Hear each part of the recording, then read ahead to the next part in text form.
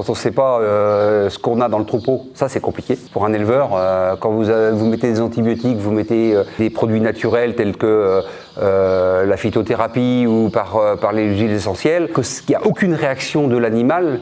Et quand avec le vétérinaire on essaye de trouver, avec Nicolas on essayait de trouver et que rien n'y faisait, là ça c'est compliqué pour un éleveur. Raphaël Brunet, je suis installé depuis pratiquement 25 ans en élevage caprin, agriculture biologique depuis 2015 avec un troupeau de 215 chèvres. Depuis 1 an et demi, je suis touché par la maladie nasale, tumeur nasale, et donc je suis accompagné de Nicolas Damas qui est mon vétérinaire d'exploitation. Le premier symptôme, c'est le pulmonaire, donc des animaux qui ont du mal à respirer, des animaux qui ont du mal à manger, qui sont pas bien. Au début, moi, on a pensé, on s'est orienté vers de la pasteurellose, des maladies qu'on connaît. Moi, ma première réaction, c'était la grippe. Donc au départ, j'ai dit, bon, à base de plantes, on va arriver à éradiquer. Ça a continué, et donc après, la deuxième chose, c'était la pasteurellose, où là, je me suis mis à vacciner. Puis la dernière chose, on a fait une cure d'antibiotiques sur un lot pour arriver à voir des chèvres qui étaient très prises, voir s'il y avait des effets, et là, rien. Donc c'est là qu'on s'est orienté avec Nicolas vers l'autopsie de l'animal.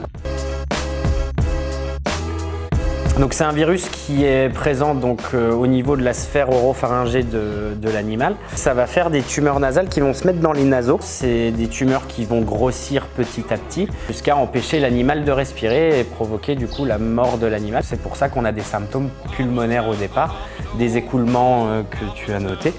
Et ça finit par complètement obstruer la cavité nasale et du coup empêcher l'animal de respirer. Je réforme le plus vite possible pour éviter. Alors, la difficulté aujourd'hui, c'est cette contamination qu'on a par la voie nasale sur des animaux qui sont encore productifs. Alors moi, ce que ça a changé là, cette année, j'ai gardé tout mon lot de chevrettes, c'est-à-dire que là, j'élève une soixantaine de chevrettes avant. Maintenant, j'en ai élevé cette année, j'en ai pratiquement 110 en élevage. Donc un renouvellement plus important. Voilà, c'est ce qui va se passer. Mais là, on est à la phase comment faire, quoi. Voilà, je suis à cette phase-là, là. T'as rien à proposer en fait. En tant que véto, quand on a des pathologies, on a soit les antibiotiques, soit de la vaccination, soit des mesures sanitaires, de la désinfection.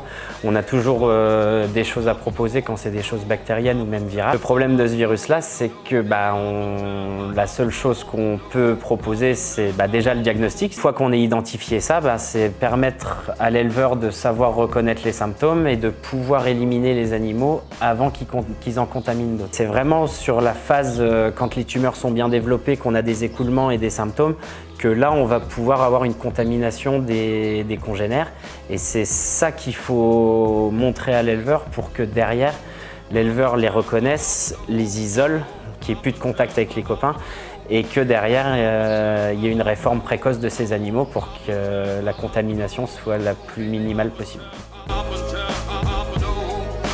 Il faut savoir que l'an dernier, moi, 240 chèvres, je suis descendu en fin de lactation à Noël, j'étais plus qu'à 170 chèvres.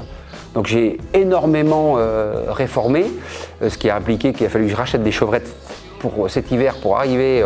Donc économiquement, c'est quand même. Et là c'était la première difficulté. Et là, aujourd'hui, la deuxième difficulté, c'est-à-dire comment je fais, quoi. C'est-à-dire, je sais que c'est une maladie. On n'a pas de traitement, on n'a pas de vaccin.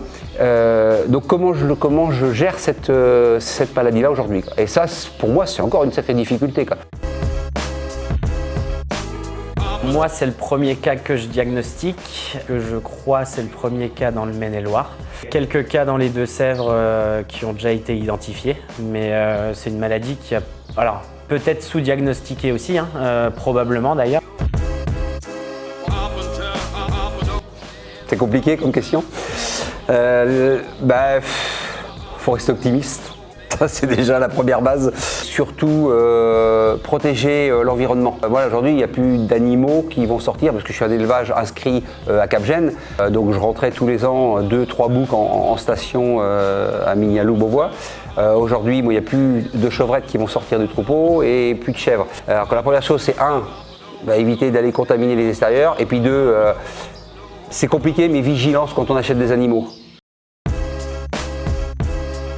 Si j'ai un conseil à donner aux vétos ou même aux éleveurs, n'hésitez pas à faire de l'autopsie et à ouvrir les cornets nasaux. Surtout quand vous autopsiez des animaux qui ont visuellement des symptômes pulmonaires, mais qu'à l'autopsie, les poumons vous paraissent sains. Ben, faut pas hésiter à aller ouvrir les cornets nasaux pour voir si on n'a pas de tumeur nasale qui serait la cause des soucis dans l'élevage.